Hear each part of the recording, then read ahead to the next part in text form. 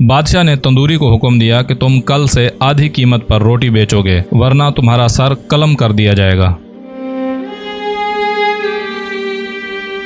एक तंदूर वाला था जो 5 रुपए में रोटी बेचता था। इसे रोटी की कीमत में इजाफा करना था, लेकिन बादशाह की इजाज़त के बगैर कोई इसकी कीमत नहीं बढ़ा सकता था।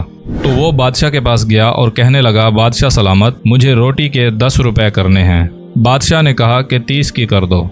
तंदूरी ने कहा, बादशाह सलामत, इससे तो शोर मचेगा। बादशाह ने कहा, इसकी फ़िक्र न करो, मेरे बादशाह होने का क्या फ़ायदा, तुम अपना मुनाफा देखो और रोटी 30 रुपए की कर दो।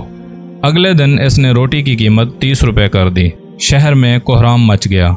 लोग बादशाह के पास पहुंचे और शिकायत की कि तंदूर वाला जुल्म कर रहा है, 30 रुपए की रोटी बेच रहा है। बादशाह ने अपने सिपाहियों से कहा कि मेरे दरबार में तंदूरी को पेश करो। वो जैसे ही दरबार में पेश हुआ, बादशाह ने गुस्से से कहा, तुमने मुझसे पूछे बगैर कीमत कैसे बढ़ा दी? ये रियाया मेरी है, लोगों को भूखा मारना चाहते हो? बादशाह ने तंदूरी को हुक्म दिया कि तुम कल से आधी कीमत पर रोटी बेचोगे, वरना तुम्हारा सर कलम कर दिया जाएगा। बादशाह का हुक्म सुनकर अवाम ने ऊंची आवाज में कहा, बादशाह सलामत जिंदाबाद, बादशाह सलामत जिंदाबाद। अगले दिन से 30 के बजाय रोटी 15 रुपए में बिकने लगी। अवाम खुश, तंदूरी खुश, बादशाह भी खुश।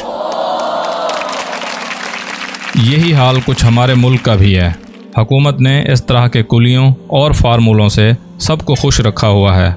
इस मद में पेट्रोल और अशिया खुर्दोनोश काबिल ज़िक्र हैं। ऐसे ओछे हथकंडों से हुकूमत भी खुश, अवाम और रियाया भी खुश, कारोबारी हजरात और स्टेक होल्डर्स भी खुश।